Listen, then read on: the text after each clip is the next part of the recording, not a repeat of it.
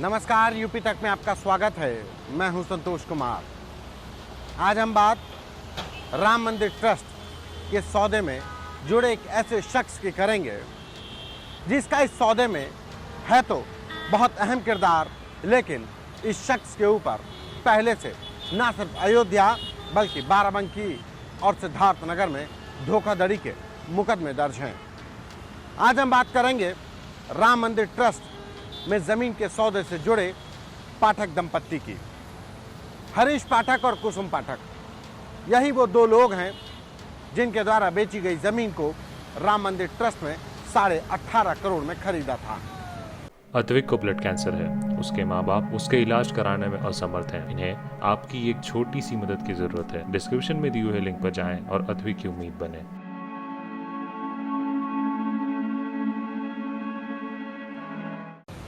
कौन है ये हरीश पाठक और कुसुम पाठक, और कैसे इन लोगों ने आसपास के इलाकों में लोगों की गाढ़ी कमाई पर डाका डाला और इनके ऊपर धोखाधड़ी के मुकदमे दर्ज हुए।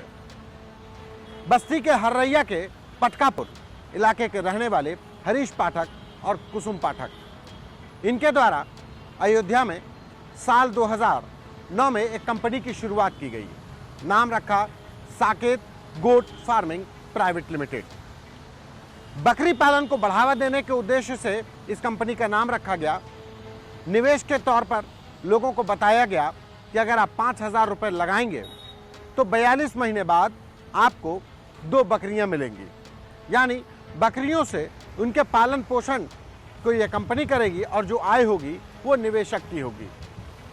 छोटी पूंजी के लोगों के लिए ये सौदा बेहद फायदेमंद लगा और तमाम लोगों ने इसमें निवेश करना शुरू किया।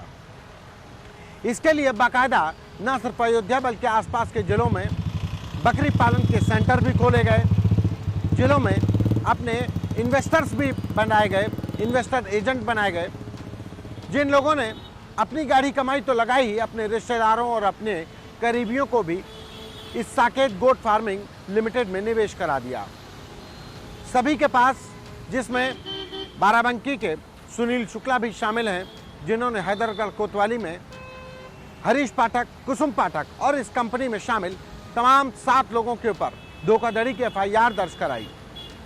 उनके द्वारा करीब 40 लाख रुपए इस कंपनी को दिए गए, लेकिन वापसी में कुछ नहीं मिला। ऐसी एक FIR सिद्धार्थनगर के धनगट्टा थाने में दर्ज हुई और इतना ही नहीं, अयोध्या के कैंट कोतवाली में भी हरीश पाठक, कुसुम पाठक और उनकी कंपनी के लोगों पर FIR दर्ज हुई। अयोध्या पुलिस ने इस मामले में ही साल 2018 में के सितंबर महीने में न सिर्फ हरीश पाठक और कुसुम पाठक के घर की कुर्की की बल्कि भगोड़ा भी घोषित किया। कहा तो यहाँ तक जा रहा है कि उस समय अयोध्या पुलिस ने पाठक दंपत्ति की एक कार को भी सीज कर लिया।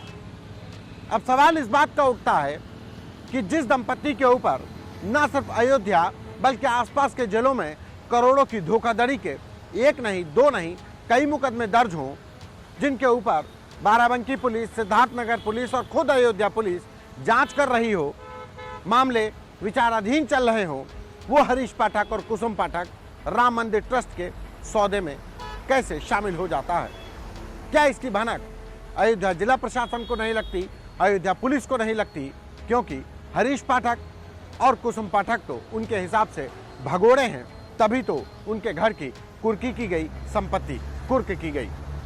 फिलहाल इन तमाम सवालों के जवाब देने के लिए कोई जिम्मेदार अधिकारी तैयार तो नहीं है, क्योंकि मामला श्री राम मंदिर ट्रस्ट के करोड़ों के सौदे से जुड़ा हुआ है।